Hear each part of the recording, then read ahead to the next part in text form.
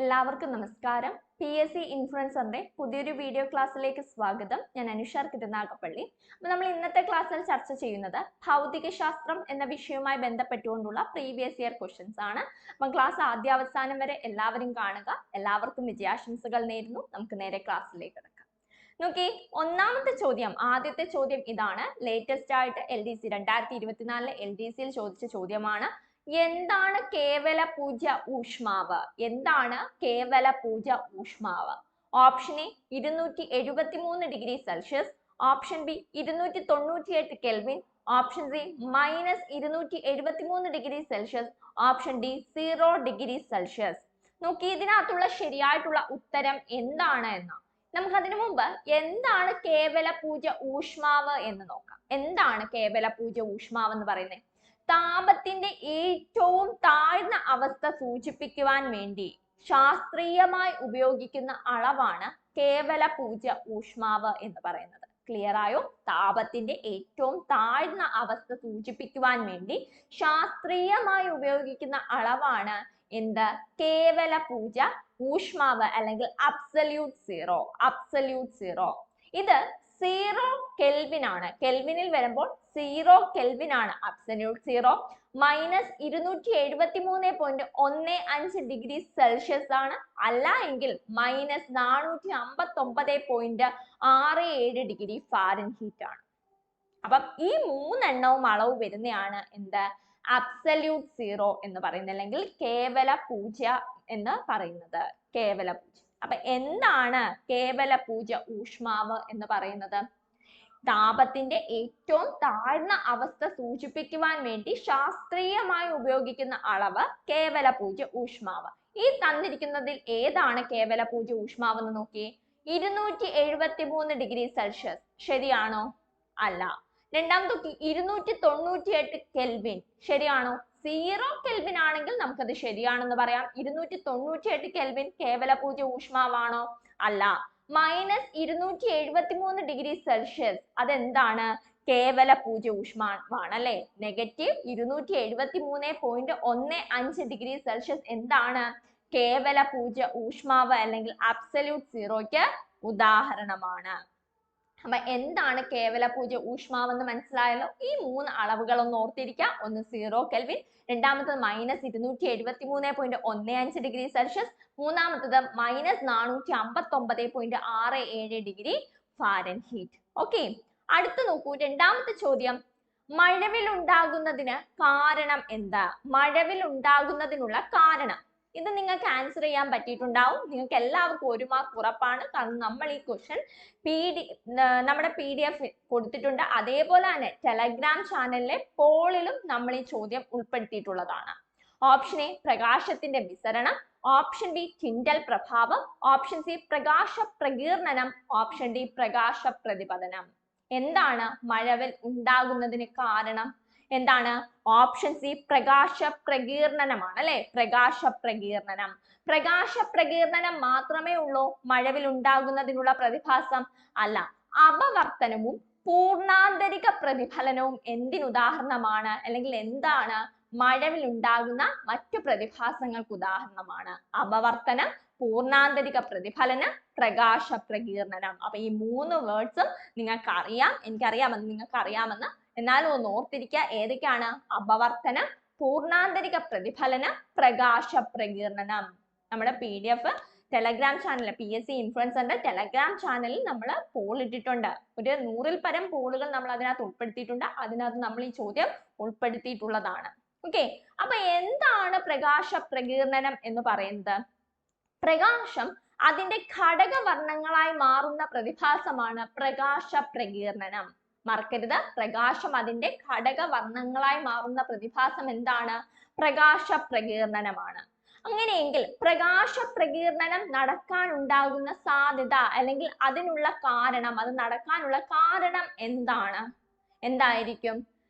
ഘടകവർണ്ണങ്ങളുടെ തരംഗ ദൈർഘ്യത്തിലുള്ള വ്യത്യാസം അല്ലെങ്കിൽ ഘടകവർണ്ണങ്ങളുടെ വേവ് ലെങ്തിലുള്ള വ്യത്യാസമാണ് പ്രകാശ പ്രകീർണനത്തിന് കാരണം.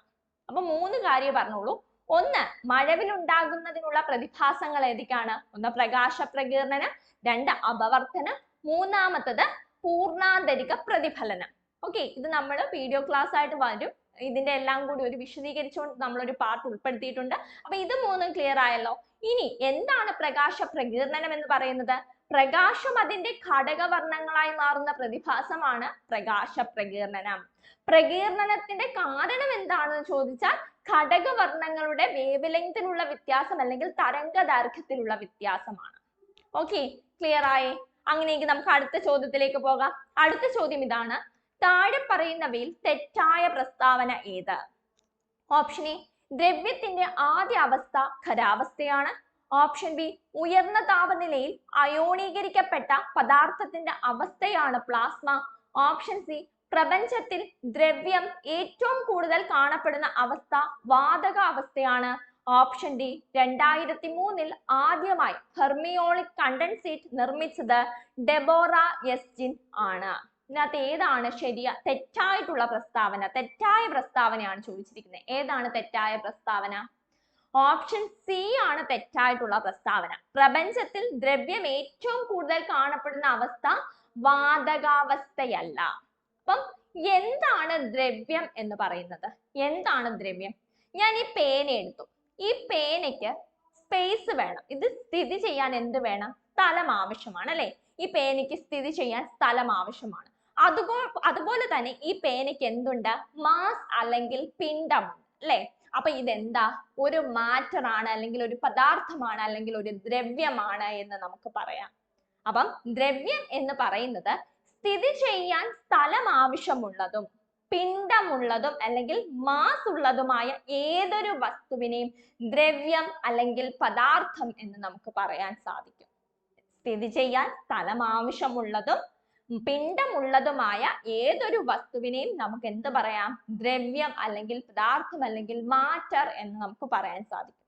അപ്പൊ എന്താണ് ദ്രവ്യം എന്ന് നിങ്ങൾ പഠിച്ചു. ഇനി ദ്രവ്യത്തിന്റെ അവസ്ഥകളുണ്ട്.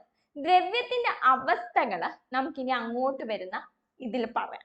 അപ്പൊ അത് പറഞ്ഞിട്ട് നമുക്ക് ഈ ഒരു ക്വസ്റ്റ്യനിലേക്ക് വരുന്നതായിരിക്കും ഒന്നുകൂടെ നല്ലത്. അപ്പൊ ആ ചോദ്യം ഒന്ന് നോക്കി. ദ്രവ്യത്തിന് എത്ര അവസ്ഥകളാണുള്ളത്? ഇത് പ്രീവിയസ് ഇയർ ക്വസ്റ്റ്യൻ ആണ് കേട്ടോ. പ്രീവിയസ് ഇയർ ക്വസ്റ്റ്യൻ ആണിതും. ദ്രവ്യത്തിന് എത്ര അവസ്ഥകളാണ് ഉള്ളത്? എത്ര അവസ്ഥകളാണുള്ളത് ദ്രവ്യത്തിന്? Option A 3, option B 4, option C 7, option D 5. PSC ഉത്തര സൂചിക പ്രകാരം ദ്രവ്യത്തിന് 7 അവസ്ഥകളാണുള്ളത്. നമ്മൾ പറഞ്ഞു എന്താണ് മാറ്റർ എന്ന് നമ്മൾ പറഞ്ഞു, അല്ലെ? എന്താണ് മാറ്റർ എന്ന് നമ്മൾ പറഞ്ഞു? എന്തായിരുന്നു? സ്ഥിതി ചെയ്യാൻ സ്ഥലം ആവശ്യമുള്ളതും പിണ്ഡമുള്ളതുമായ ഏതൊരു വസ്തുവിനെയും നമുക്ക് ദ്രവ്യം എന്ന് പറയാൻ സാധിക്കും. ദ്രവ്യത്തിന് എത്ര അവസ്ഥകളുണ്ട്? 7 അവസ്ഥകളുണ്ട്. PSC ഉത്തര സൂചിക പ്രകാരം പിന്നെയും അവസ്ഥകളുണ്ട്. ജാൻഡർ മെറ്റൽ എന്നൊക്കെ പറഞ്ഞുകൊണ്ട് വീണ്ടും അവസ്ഥകളുണ്ട്. പുതുതായിട്ടുള്ള അവസ്ഥകൾ മാറ്റേഴ്സ് കണ്ടുപിടിച്ചിട്ടുണ്ട്. ഓക്കെ, അപ്പൊ നമുക്കിവിടെ PSC ഉത്തര സൂചിക പ്രകാരം ദ്രവ്യത്തിന് എത്ര അവസ്ഥകളാണുള്ളത്? 7 അവസ്ഥകളാണ് ഉള്ളത്. ഏതൊക്കെയാണ്? ഒന്നാമത്തതാണ് ഖരം. എല്ലാവർക്കും അറിയാം, സോളിഡ് സ്റ്റേറ്റ്, അല്ലെ? സ്റ്റേറ്റ്സ് ഓഫ് മാറ്റർ നമ്മൾ പഠിക്കുന്നതാണ്. സോളിഡ് സ്റ്റേറ്റ്, ഖരാവസ്ഥ. എന്താ ഖരാവസ്ഥ? കണികകൾ വളരെ അടുത്ത് സ്ഥിതി ചെയ്യുന്നതും അവയ്ക്ക് ചലന സ്വാതന്ത്ര്യം വളരെ കുറവായതുമായ പദാർത്ഥങ്ങളാണ് ഖരാവസ്ഥ അല്ലെങ്കിൽ സോളിഡ് സ്റ്റേറ്റ് എന്ന് പറയുന്നത്. ഇതിനെ അടുപ്പിച്ചടുപ്പിച്ച് എന്തായിരിക്കും? മോളിക്യൂൾസ് അല്ലെങ്കിൽ തന്മാത്രകൾ അടുത്തടുത്തായിരിക്കും. കണികകൾ വളരെ അടുത്ത് സ്ഥിതി ചെയ്യുന്നതും അവയ്ക്ക് ചലന സ്വാതന്ത്ര്യം വളരെ കുറവായതുമായ പദാർത്ഥങ്ങളാണ് ഖരപദാർത്ഥങ്ങൾ അല്ലെങ്കിൽ സോളിഡ് സ്റ്റേറ്റ്സ് എന്ന് പറയുന്നത്. രണ്ടാമത്തത് ദ്രാവകം അല്ലെങ്കിൽ ലിക്വിഡ് സ്റ്റേറ്റ്. എന്താണ് ലിക്വിഡ് സ്റ്റേറ്റ്സ് എന്ന് പറയുന്നത്? കണികകൾ താരതമ്യേന അടുത്ത് സ്ഥിതി ചെയ്യുന്നതും അവയ്ക്ക് ഖരാവസ്ഥയേക്കാൾ ചലന സ്വാതന്ത്ര്യം ഉള്ളതുമായ പദാർത്ഥങ്ങളാണ് എന്തെന്ന് പറയുന്നത്? ദ്രാവകങ്ങൾ എന്ന് പറയുന്നത്. അപ്പൊ ദ്രാവകങ്ങൾ എന്താണെന്ന് മനസ്സിലായോ? എന്താ? ഖരാവസ്ഥയെക്കാളിലും എന്തായിരിക്കും? ചലന സ്വാതന്ത്ര്യം കൂടുതലായിരിക്കും. കണികകൾ താരതമ്യേന അടുത്ത് സ്ഥിതി ചെയ്യുന്നതുമാണ് ദ്രാവക അവസ്ഥ അല്ലെങ്കിൽ ലിക്വിഡ് സ്റ്റേറ്റ് എന്ന് പറയുന്നത്. അടുത്ത മൂന്നാമത്തെ അവസ്ഥയാണ് വാതകാവസ്ഥ അല്ലെങ്കിൽ ഗേഷ്യസ് സ്റ്റേറ്റ്. ഗ്യാസ് അല്ലെങ്കിൽ ഗേഷ്യസ് സ്റ്റേറ്റ് എങ്ങനെയായിരിക്കും? കണികകൾ വളരെ അകന്ന് സ്ഥിതി ചെയ്യുന്നതും അവയ്ക്ക് വളരെ കൂടുതൽ സ്വാതന്ത്ര്യം, ചലന സ്വാതന്ത്ര്യം ഉള്ളതുമായ പദാർത്ഥങ്ങളാണ് ഖരാവസ്ഥ അല്ലെങ്കിൽ ഗേഷ്യസ് സ്റ്റേറ്റ് എന്ന് പറയുന്നത്. അപ്പൊ 3 അവസ്ഥ പറഞ്ഞു. ഖരാവസ്ഥ സോളിഡ് സ്റ്റേറ്റ്, ദ്രാവകാവസ്ഥ ലിക്വിഡ് സ്റ്റേറ്റ്, മൂന്നാമത്തത് വാതകാവസ്ഥ ഗേഷ്യസ് സ്റ്റേറ്റ്. ഇത് 3 നമുക്ക് അറിയാവുന്ന കാര്യമാണ്. ഇനി അടുത്ത 4ാമത്തെ അവസ്ഥയാണ് പ്ലാസ്മ. പ്ലാസ്മ ഉയർന്ന താപനിലയിൽ അയോണീകരിക്കപ്പെട്ട പദാർത്ഥത്തിന്റെ അവസ്ഥയാണ് പ്ലാസ്മ അവസ്ഥ. PSC ഏറ്റവും കൂടുതൽ ചോദ്യം ചോദിച്ചിട്ടുള്ളതും ഈ പ്ലാസ്മ അവസ്ഥയെ ബന്ധപ്പെടുത്തിയാണെന്ന് ഓർത്തിരിക്കുക. അപ്പം പ്ലാസ്മ അവസ്ഥ എന്താണ്? ഉയർന്ന താപനിലയിൽ അയോണീകരിക്കപ്പെട്ട പദാർത്ഥത്തിന്റെ അവസ്ഥയാണ് പ്ലാസ്മ അവസ്ഥ. അതേപോലെ തന്നെ പ്രപഞ്ചത്തിൽ ദ്രവ്യം ഏറ്റവും കൂടുതൽ കാണപ്പെടുന്നതും 99% കാണപ്പെടുന്നതും ഏതവസ്ഥയിലാണ്? പ്ലാസ്മ അവസ്ഥയിലാണ്. അപ്പൊ 2 കാര്യങ്ങൾ പറഞ്ഞു. ഉയർന്ന താപനിലയിൽ അയോണീകരിക്കപ്പെട്ട പദാർത്ഥത്തിന്റെ അവസ്ഥയാണ് പ്ലാസ്മ അവസ്ഥ. പ്രപഞ്ചത്തിൽ ദ്രവ്യം ഏറ്റവും കൂടുതൽ കാണപ്പെടുന്ന അവസ്ഥ ഏതാണ്? അതും പ്ലാസ്മ അവസ്ഥയാണ്. ഇനി അടുത്തതാണ് 5ാമത്തെ അവസ്ഥയാണ് ബോസ്-ഐൻസ്റ്റീൻ കണ്ടൻസേറ്റ്. എന്താണ് ബോസ്-ഐൻസ്റ്റീൻ കണ്ടൻസേറ്റ് എന്ന് പറയുന്നത്? വാതകാവസ്ഥയിലുള്ള ബോസോണുകളെ ബാഹ്യമായ ഒരു പൊട്ടൻഷ്യലിൽ നിർത്തിക്കൊണ്ട് കേവല പൂജ്യത്തിന് വളരെ അടുത്ത താപനിലയിൽ തണുപ്പിക്കുമ്പോൾ ഉണ്ടാകുന്ന ദ്രവ്യത്തിന്റെ അവസ്ഥയാണ് ബോസ്-ഐൻസ്റ്റീൻ കണ്ടൻസേറ്റ്. എന്താ ബോസ്-ഐൻസ്റ്റീൻ കണ്ടൻസേറ്റ് എന്ന് പറയുന്നത്?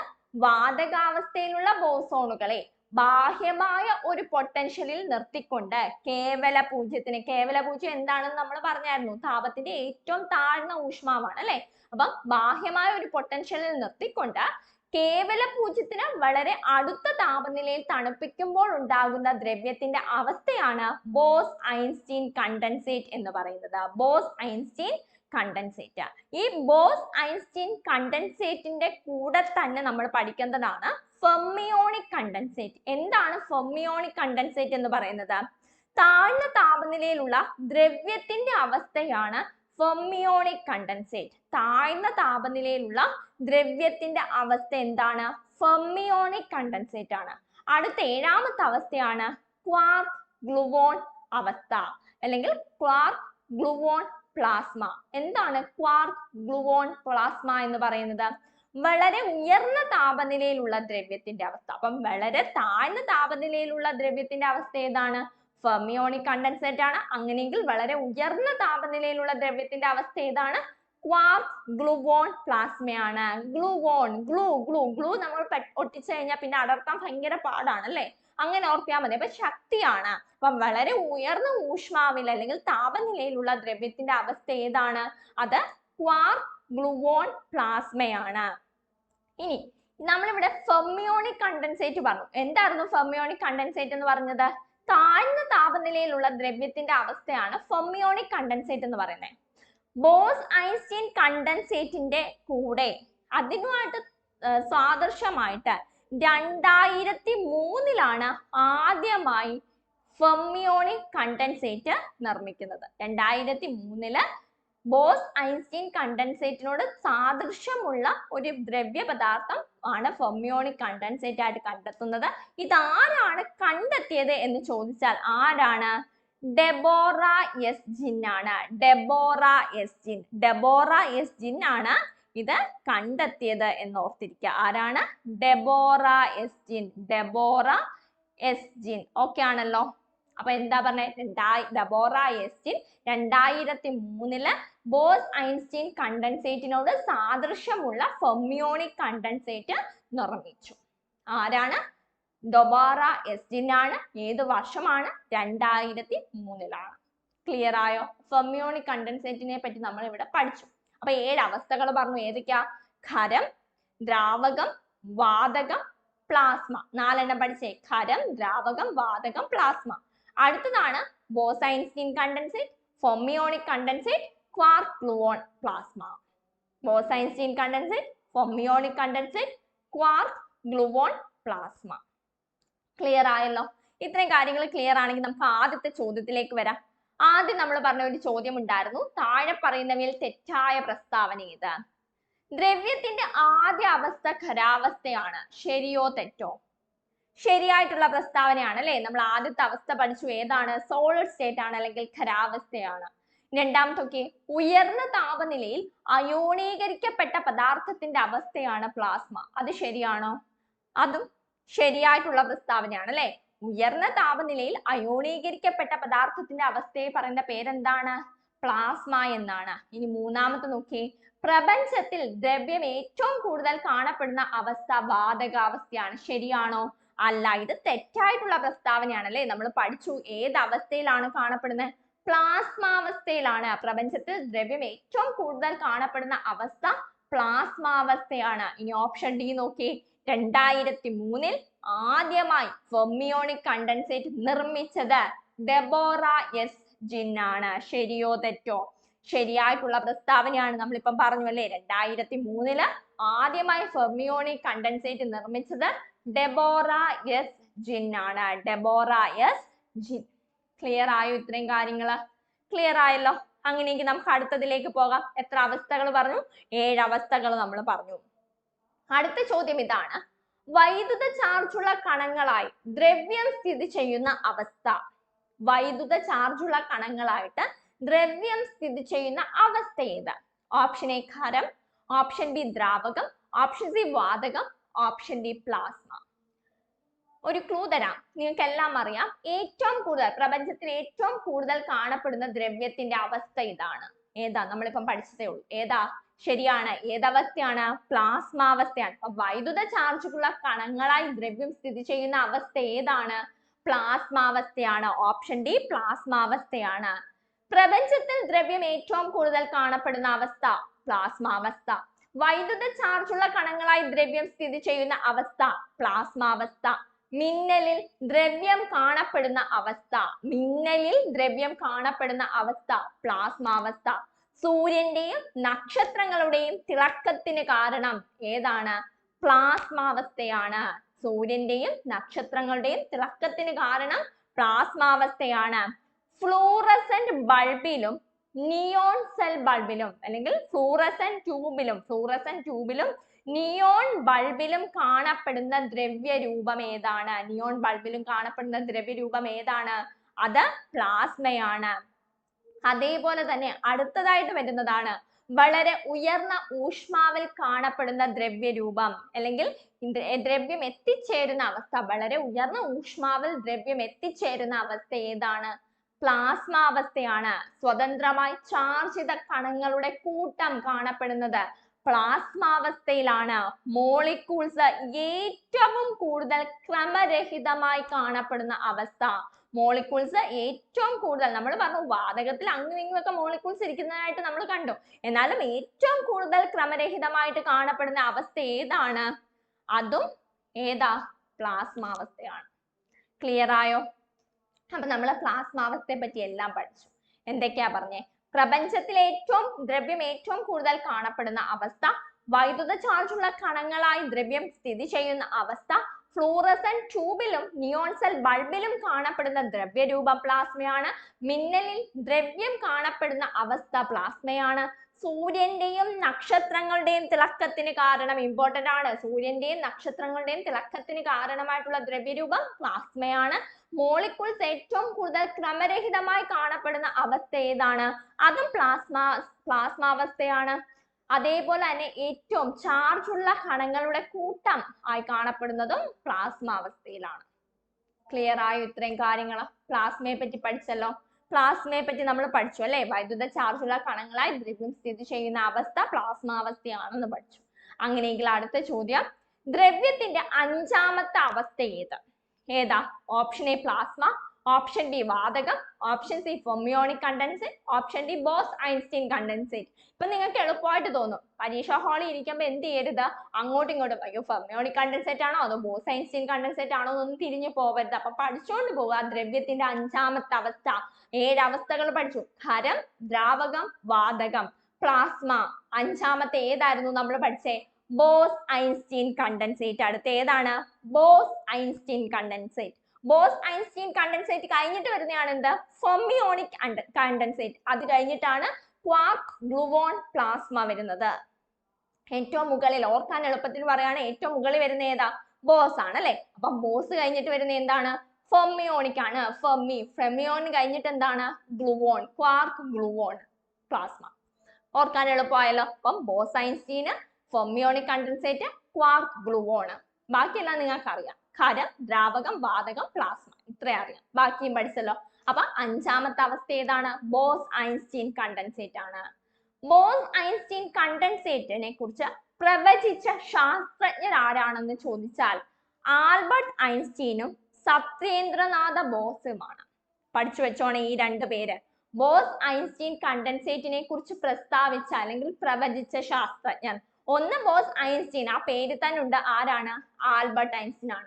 രണ്ടാമത്തത് ബോസ്. ഏത് ബോസാ? സത്യേന്ദ്രനാഥ ബോസ്. സത്യേന്ദ്രനാഥ ബോസ് ഓർക്കാൻ എളുപ്പം, ആ പേര് തന്നെ ഉണ്ട്.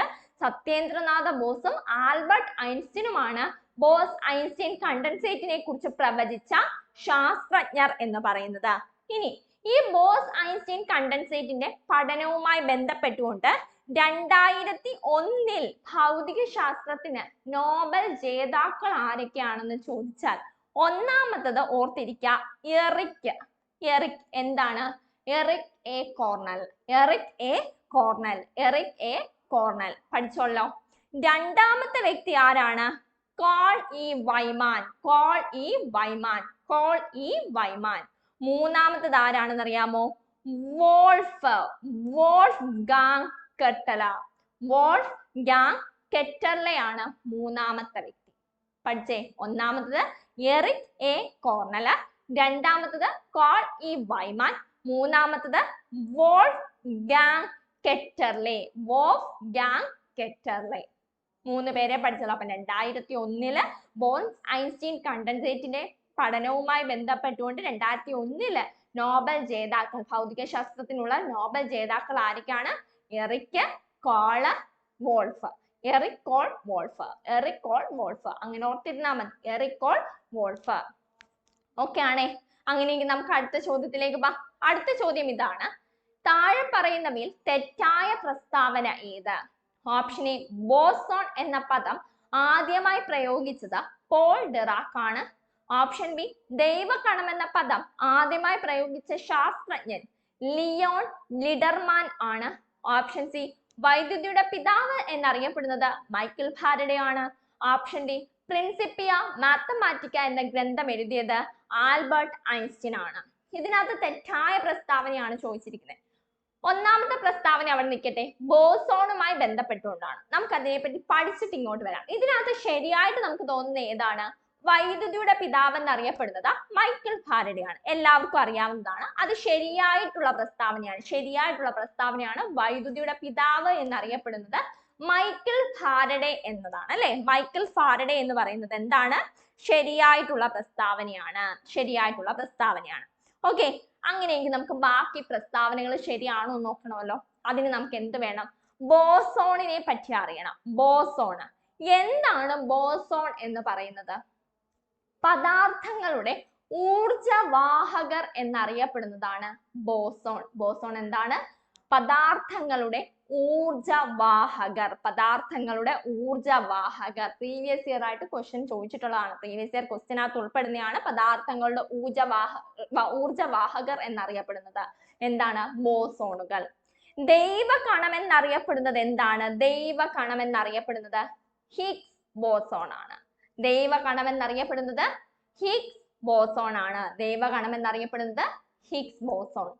വൈദ്യുത കാന്തിക ബലം വഹിക്കുന്ന ബോസോണുകൾ അറിയപ്പെടുന്നത് ഫോട്ടോണുകൾ. വൈദ്യുത കാന്തിക ബലം വഹിക്കുന്ന ബോസോണുകൾ ഏതാണ്? ഫോട്ടോണുകളാണ്. വൈദ്യുത കാന്തിക ബലം വഹിക്കുന്ന ബോസോണുകൾ ഏതാണെന്ന് ചോദിച്ചാൽ അത് ഫോട്ടോണുകളാണ്. അങ്ങനെയെങ്കിൽ ദുർബല ന്യൂക്ലിയർ ബലം വഹിക്കുന്ന ബോസോണുകൾ ഏതാണ്? WZ ബോസോണുകളാണ്. ഇനി ശക്തിയുള്ള ന്യൂക്ലിയർ ബലം വഹിക്കുന്ന ബോസോണുകൾ ഏതാണെന്ന് ചോദിച്ചാൽ അത് ഗ്ലൂവോൺസ് ആണ്. ഓർക്കാൻ എളുപ്പം പറഞ്ഞുതരാം. വൈദ്യുത കാന്തിക ബലം ഫോട്ടോൺ. നമുക്കറിയാം വൈദ്യുത കാന്തിക ബലവുമായിട്ട് ബന്ധപ്പെട്ട ഏതാണ്? ഫോട്ടോൺസ് ആണ്, അല്ലെ? ലൈറ്റുകളാണ്, ഫോട്ടോൺസ് ആണ്. അപ്പൊ അത് ഓർക്കാലോ. ഇനി രണ്ടാമത്തത് ദുർബല ന്യൂക്ലിയർ ബലം വഹിക്കുന്ന ബോസോണ്. WZ ബോസോണുകളാണ്. അത് പഠിക്കാൻ പഠിച്ചാൽ മതി. ശക്തിയുള്ള ന്യൂക്ലിയർ ബലം, ശക്തി വേണമെങ്കിൽ അത് എന്ത് ചെയ്യണം? ഒട്ടണമെങ്കിൽ എന്ത് ചേർക്കണം? ഗ്ലൂ ചേർക്കണം. അപ്പൊ ഗ്ലൂവോൺസ് ആണ് ശക്തിയുള്ള ന്യൂക്ലിയർ ബലം വഹിക്കുന്ന ബോസോണുകൾ. അപ്പൊ ശക്തി കുറഞ്ഞത് ഏതായിരിക്കും? WZ ബോസോണുകളായിരിക്കും. WZ ബോസോണുകൾ. ക്ലിയർ ആയോ? മൂന്നെണ്ണവും പഠിച്ചല്ലോ. മൂന്നെണ്ണം പഠിച്ചേ. അപ്പം ബോസോൺ എന്താണ്? പദാർത്ഥങ്ങളുടെ ഊർജവാഹകരാണ്. ദൈവഗണം എന്നറിയപ്പെടുന്നത് ഹിഗ്സ് ബോസോണുകളാണ്. വൈദ്യുത കാന്തിക ബലം വഹിക്കുന്ന ബോസോണുകൾ ഫോട്ടോണുകളാണ്. ശക്തി കുറഞ്ഞ അല്ലെങ്കിൽ ദുർബലമായ ന്യൂക്ലിയർ ബലം വഹിക്കുന്ന ന്യൂക്ലിയർ ബോൺസ് അല്ലെങ്കിൽ ന്യൂക്ലിയർ ബലം വഹിക്കുന്ന ബോസോണുകൾ ഏതാണെന്ന് ചോദിച്ചാൽ WZ ബോസോണുകളാണ്. ശക്തിയുള്ള ന്യൂക്ലിയർ ബലം വഹിക്കുന്ന ബോസോണുകൾ ഏതാണെന്ന് ചോദിച്ചാൽ അത് ഗ്ലൂവോൺസ് ആണ്. അങ്ങനെയെങ്കിൽ എന്താണ് ബോസോണിന്റെ മറ്റൊരു പ്രത്യേകത എന്ന് ചോദിച്ചാൽ, ദ്രവ്യത്തിന് പിണ്ഡം നൽകുന്ന, മാസ് നൽകുന്ന അല്ലെങ്കിൽ പിണ്ഡം എന്ന ഗുണം നൽകുന്ന പദാർത്ഥം, കണം ഏതാണെന്ന് ചോദിച്ചാൽ അത് ബോസോണുകളാണ്. ക്ലിയർ ആയോ? ദ്രവ്യത്തിന് മാസ് അല്ലെങ്കിൽ പിണ്ഡം എന്ന ക്വാളിറ്റി നൽകുന്ന കണം ചോദിച്ചാൽ അത് ബോസോൺ ആണ്. ക്ലിയർ ആയി? ദ്രവ്യത്തിന് പിണ്ഡം എന്ന ഗുണം നൽകുന്ന കണം ഏതാണ്? ബോസോണുകളാണ്. ഏത് ബോസോണുകളാണ്? ഹിഗ്സ് ബോസോൺ ആണ്. Higgs boson. ഏത് ബോസോൺ ആണ്? ഹിഗ്സ് ബോസോൺ ആണ്. ഹിഗ്സ് ബോസോൺ ആണ്. ക്ലിയർ ആയോ? അപ്പൊ ഹിഗ്സ് ബോസോൺ എന്താണെന്ന് മനസ്സിലായോ? ദ്രവ്യത്തിന് മാസ് എന്ന ഗുണം നൽകുന്ന കണം ഏതാണ്? ഹിഗ്സ് ബോസോൺ ആണ്. അതേപോലെ തന്നെ കണികകൾക്ക് എങ്ങനെയാണ് മാസ് നൽകുന്നത് എന്ന് പ്രതിനിധീകരിക്കുന്ന കണം ഏതാണെന്ന് ചോദിച്ചാൽ അതും ഹിഗ്സ് ബോസോൺ ആണ്. അല്ലെങ്കിൽ എങ്ങനെയാണ് ഈ ദ്രവ്യത്തിന് മാസ് ലഭിക്കുന്നത് എന്ന് വിശദീകരിക്കുന്ന കണം ഏതാണ്? ഹിഗ്സ് ബോസോൺ ആണ്. ഇതിന്റെ അടിസ്ഥാന കണം അല്ലെങ്കിൽ അടിസ്ഥാനമായി വെക്കപ്പെട്ട ഒരു ദ്രവ്യമാണ് അല്ലെങ്കിൽ അടിസ്ഥാന കണമാണ് ഹിഗ്സ് ബോസോൺ എന്ന് പറയുന്നത്. Higgs boson. ക്ലിയർ ആയോ? ഹിഗ്സ് ബോസോൺ എന്ന് പറയുന്നത്. ഇനി ഹിഗ്സ് ബോസോൺ കണ്ടുപിടിച്ചത് എന്നാണെന്ന് അറിയാമോ? 2012 ജൂലൈ 4-നാണ്. CERN എന്താണ് CERN? The European Organization for Nuclear Research ആണ്. The European Organization for Nuclear Research ജനീവയിലുള്ള ഈ ഒരു സ്ഥാപനമാണ് 2012 ജൂലൈ 4-ന് ഈ ബോസോൺ കണ്ടെത്തിയത്. ക്ലിയർ ആയോ? ഇത്രയും കാര്യങ്ങൾ. ബോസോൺ എന്തൊക്കെയാണെന്ന് പഠിച്ചല്ലോ. ബോസോണിനെ പറ്റി പഠിച്ചു അല്ലെ? അങ്ങനെയെങ്കിൽ നമുക്ക് മുമ്പത്തെ ഇതിലേക്ക് വരാം. ബോസോൺ എന്ന പദം ആദ്യമായി പ്രയോഗിച്ചത് ആരാണ്? പോൾ ഡിറാക് ആണ്. അപ്പൊ ഒന്നാമത്തെ പ്രസ്താവന ശരിയാണ്. നമ്മള് ബോസോൺ എന്താണെന്ന് പഠിച്ചു. എന്തായിരുന്നു? പദാർത്ഥങ്ങളുടെ ഊർജവാഹകരാണ് ബോസോണുകൾ. അതിനകത്ത് ഹിഗ്സ് ബോസോൺ പഠിച്ചു. ഹിഗ്സ് ബോസോൺ എന്തായിരുന്നു? പദാർത്ഥത്തിന് അല്ലെങ്കിൽ ദ്രവ്യത്തിന് മാസ് ഉണ്ട് എന്ന് അല്ലെങ്കിൽ മാസ് എന്ന ഗുണം നൽകുന്ന കണമാണ് എന്ത്? ഹിഗ്സ് ബോസോൺ എന്ന് പറയുന്നത്. ബോസോൺ എന്ന പദം ആദ്യമായി പ്രയോഗിച്ചത് ആരാണ്? പോൾ ഡിറാക് ആണ്. ബോസോൺ എന്ന പദം ആദ്യമായി ഉപയോഗിച്ചത് പോൾ ഡിറാക്. ദൈവഗണം എന്ന പദം ആദ്യമായി പ്രയോഗിച്ച ശാസ്ത്രജ്ഞൻ ആരാണപ്പോ? ലിയോൺ ലിഡർമാൻ ആണ്. Leon Lederman. എന്താണ് ദൈവഗണം എന്ന് അറിയപ്പെടുന്നത്? ദൈവഗണം എന്നറിയപ്പെടുന്നത് ഹിഗ്സ് ബോസോൺ ആണ്. Higgs boson. ദൈവഗണം എന്ന പദം ആദ്യമായി പ്രയോഗിച്ച ശാസ്ത്രജ്ഞൻ ലിയോൺ ലിഡർമാൻ ആണ്. Leon Lederman. Leon Lederman. മൂന്നാമത്തെ പ്രസ്താവന ശരിയാണെന്ന് നമ്മൾ പറഞ്ഞു. വൈദ്യുതിയുടെ പിതാവ് എന്നറിയപ്പെടുന്നത് ആരാണ്? മൈക്കൽ ഫാരഡെ ആണ്. ഓപ്ഷൻ ഡി നോക്കിയേ. പ്രിൻസിപ്പിയ മാത്തമാറ്റിക്ക എന്ന ഗ്രന്ഥം എഴുതിയത് ആൽബർട്ട് ഐൻസ്റ്റീൻ ആണ്. ഇത് ശരിയാണോ? അല്ല, തെറ്റായിട്ടുള്ള പ്രസ്താവനയാണ് അല്ലെ? പ്രിൻസിപ്പിയ മാത്തമാറ്റിക്ക എന്ന ഗ്രന്ഥം എഴുതിയത് ആരാണ്? ഐസക് ന്യൂട്ടൺ ആണ്. ഐസക് ന്യൂട്ടൺ ആണ്. ആരല്ല? ആൽബർട്ട് ഐൻസ്റ്റീൻ അല്ല. അപ്പം Albert Einstein, Isaac Newton, Michael Faraday, വൈദ്യുതിയുടെ പിതാവ് എന്നറിയപ്പെടുന്ന മൈക്കൽ ഫാരഡെ അല്ലെ? ഇവരെ പറ്റിയുള്ള എല്ലാ നോട്ട്സും നമ്മൾ ഇവരുടെ എല്ലാം ഡീറ്റെയിൽസ് ആയിട്ടുള്ള ഒരു PDF നമ്മുടെ ടെലഗ്രാം ചാനലിൽ, നമ്മുടെ PSC ഇൻഫ്ലുവൻസറിന്റെ ടെലഗ്രാം ചാനലിൽ അപ്ലോഡ് ചെയ്തിട്ടുണ്ട്. എല്ലാവരും വായിക്കാം, പഠിക്കാം. ഓക്കെ, അങ്ങനെയെങ്കിൽ നമുക്ക് അടുത്ത ചോദ്യത്തിലേക്ക് പോകാം. അടുത്ത ചോദ്യം ഇതാ. ഒരേ സമയം വൈദ്യുത ചാലകമായും വൈദ്യുത രോധിയായും അവതരിക്കാൻ കഴിയുന്ന ദ്രവ്യരൂപം. Option A Bose Einstein condensate, option B quark gluon plasma, option C fermionic condensate, option D Jahn Teller metal. ഒരേ സമയം വൈദ്യുത ചാലകമായും വൈദ്യുത രോധിയായും അവതരിക്കാൻ കഴിയുന്ന ദ്രവ്യരൂപം ബോസ്-ഐൻസ്റ്റീൻ ആണോ? അല്ല. ക്വാർക്ക് ഗ്ലൂവോൺ ആണോ? അല്ല, അത് നമ്മൾ പഠിച്ചതാണ്. ഫെർമിയോണിക് കണ്ടൻസേറ്റ് ആണോ? അല്ല. ഏതാണ്? Option D, Jan Teller metal ആണ്. ജാൻ ടെല്ലർ മെറ്റൽ ദ്രവ്യത്തിന്റെ 9ാമത്തെ അവസ്ഥയാണ് ജാൻ ടെല്ലർ മെറ്റൽ എന്ന് പറയുന്നത്. അപ്പൊ ഒരേ സമയം വൈദ്യുത ചാലകമായും വൈദ്യുത രോധിയായും അവതരിക്കാൻ കഴിയുന്ന ദ്രവ്യരൂപമാണ് ഏത്? Jahn Teller metal. ദ്രവ്യത്തിന്റെ 9ാമത്തെ അവസ്ഥ ഏതാണ്? അതും പ്രീവിയസ് ഇയർ ക്വസ്റ്റ്യൻ ആണ് കേട്ടോ. ഇങ്ങനെ പ്രീവിയസ് ഇയർ ക്വസ്റ്റ്യൻ വന്നിട്ടുണ്ട്. ദ്രവ്യത്തിന്റെ 9ാമത്തെ അവസ്ഥ Jahn Teller metal. Jahn Teller മെറ്റലിന്റെ ഏറ്റവും വലിയ പ്രത്യേകത എന്താണെന്ന് ചോദിച്ചാൽ നമ്മളിപ്പം പറഞ്ഞതാണ്, ഏറ്റവും ഉയർന്ന താപനിലയിലും അതിചാലകത പ്രകടിപ്പിക്കുന്നു. Super conductivity. ഏറ്റവും ഉയർന്ന താപനിലയിലും എന്താണ്? അതിചാലകത പ്രകടിപ്പിക്കുന്നതാണ് ജാൻ ടെല്ലർ മെറ്റലിന്റെ ഒരു പ്രത്യേകത എന്ന് പറയുന്നത്. നമുക്ക് നോക്കാം ജാൻ ടെല്ലർ മെറ്റലിനെ പറ്റി.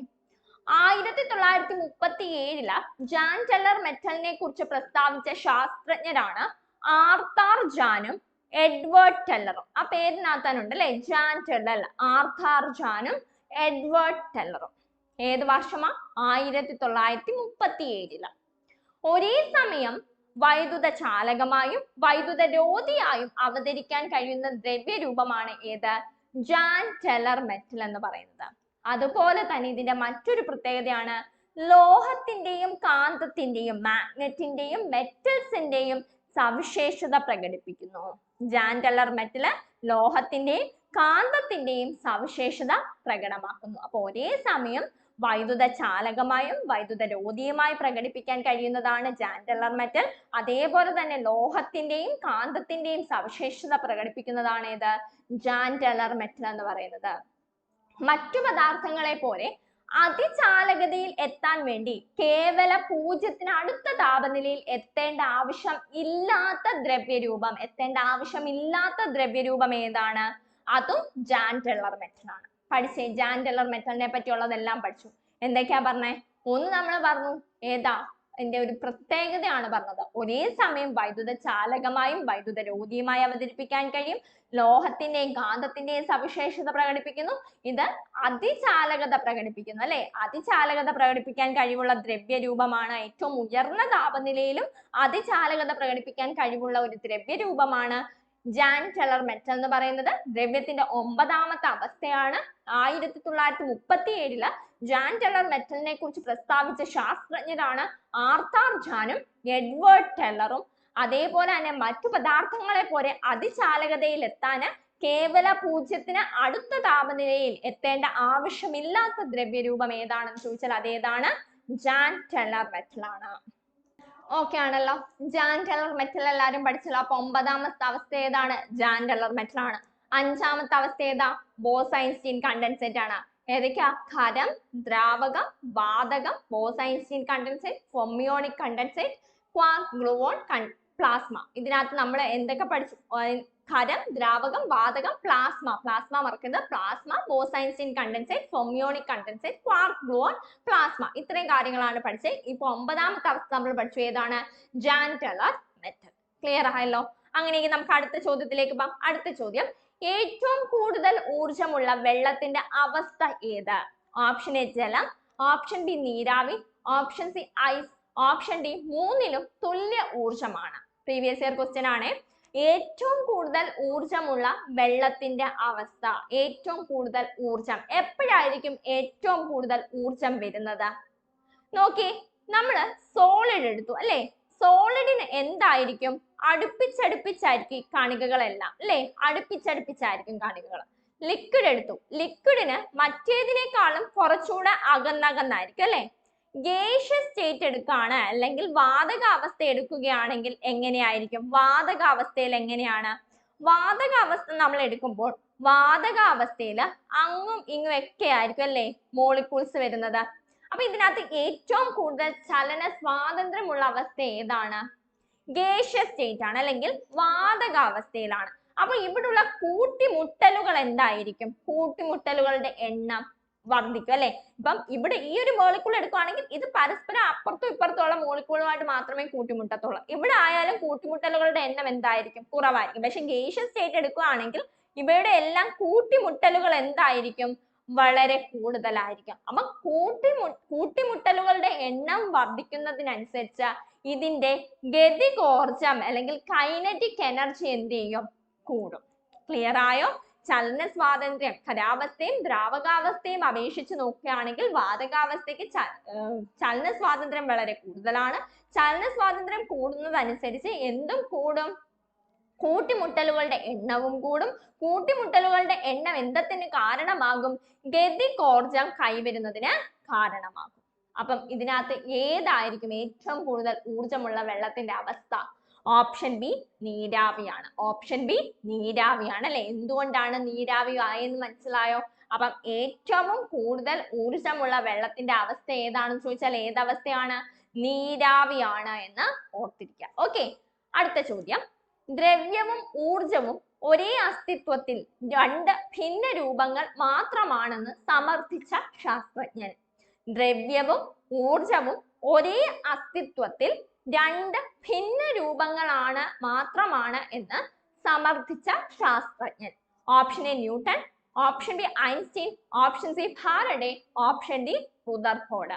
ആരാണ് ശരിയായിട്ടുള്ള ഉത്തരം? ആരാണ്? ദ്രവ്യവും ഊർജവും ഒരേ അസ്തിത്വത്തിൽ രണ്ട് ഭിന്ന രൂപങ്ങൾ മാത്രമാണെന്ന് സമർത്ഥിച്ച ശാസ്ത്രജ്ഞൻ ആരാണ്? ഓപ്ഷൻ ബി ഐൻസ്റ്റീൻ ആണ് കേട്ടോ. ഐൻസ്റ്റീൻ ആണ്, ആൽബർട്ട് ഐൻസ്റ്റീൻ. നമുക്ക് നോക്കാം ആൽബർട്ട് ഐൻസ്റ്റീനെ പറ്റി ഒന്ന് നോക്കാം.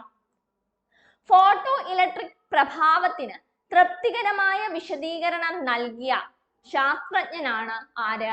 Albert Einstein. ഫോട്ടോ ഇലക്ട്രിക് പ്രഭാവത്തിന് തൃപ്തികരമായ വിശദീകരണം നൽകി ആൽബർട്ട് ഐൻസ്റ്റീൻ. ആൽബർട്ട് ഐൻസ്റ്റീന് ഇതിന് നോബൽ പ്രൈസ് ലഭിച്ചു. ഏത് വർഷമാണ്?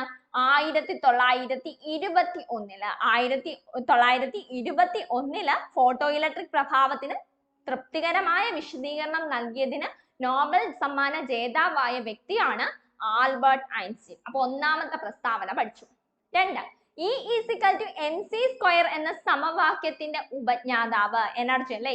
E=mc² എന്ന സമവാക്യത്തിന്റെ ഉപജ്ഞാതാവ് ആരാണ്? ആൽബർട്ട് ഐൻസ്റ്റീൻ ആണ്. ആപേക്ഷിക സിദ്ധാന്തത്തിന്റെ ഉപജ്ഞാതാവ് ആരാണ്? Albert Einstein.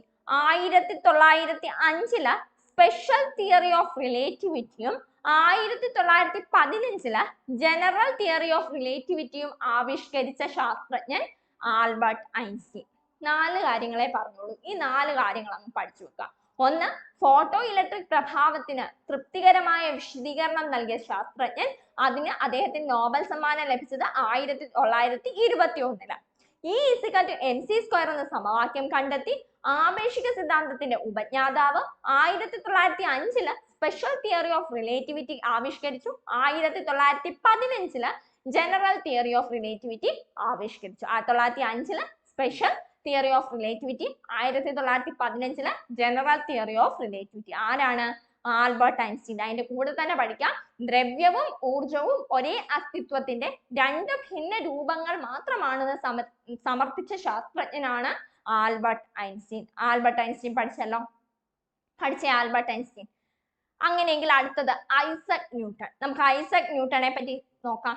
1, ഗുരുത്വാകർഷണ നിയമത്തിന്റെ ഉപജ്ഞാതാവ് അല്ലെങ്കിൽ ഗുരുത്വാകർഷണ ബലത്തിന്റെ ഉപജ്ഞാതാവ്. നമ്മൾ ഒരു സാധനം മുകളിലേക്ക് ഇട്ടാൽ അത് താഴേക്ക് വരുമെന്ന് പ്രസ്താവിച്ച ശാസ്ത്രജ്ഞൻ ആരാണ്? ഐസക് ന്യൂട്ടൺ ആണ്. ഗുരുത്വാകർഷണ നിയമത്തിന്റെ ഉപജ്ഞാതാവ്. പ്രതിഫലന ദൂരദർശിനി ആദ്യമായി നിർമ്മിച്ച വ്യക്തി. പ്രതിഫലന ദൂരദർശിനി ആദ്യമായി നിർമ്മിച്ചത് ആരാണ്? അതും ഐസക് ന്യൂട്ടൺ ആണ്. അതേപോലെ തന്നെ ഓർത്തിരിക്കേണ്ട ഒരു കാര്യമാണ് കാൽക്കുലസ് എന്ന ഗണിതശാസ്ത്ര ശാഖ. കാൽക്കുലസ് എന്ന ഗണിതശാസ്ത്ര ശാഖ രൂപകൽപ്പന ചെയ്ത വ്യക്തി ആരാണ്? അതും ഐസക് ന്യൂട്ടൺ ആണ്. സൂര്യപ്രകാശത്തിന് 7 നിറങ്ങൾ ഉണ്ടെന്ന് കണ്ടെത്തിയത് ഐസക് ന്യൂട്ടൺ ആണ്. പ്രിൻസിപ്പിയ മാത്തമാറ്റിക്ക എന്ന പുസ്തകം നമ്മൾ മുമ്പ് ഒരു ചോദ്യം പറഞ്ഞായിരുന്നു, ഒരു ഓപ്ഷനകത്ത് പറഞ്ഞായിരുന്നു അല്ലെ? പ്രിൻസിപ്പിയ മാത്തമാറ്റിക്ക എന്ന പുസ്തകം രചിച്ചത് ആരാണ്? അതും ഐസക് ന്യൂട്ടൺ ആണ്.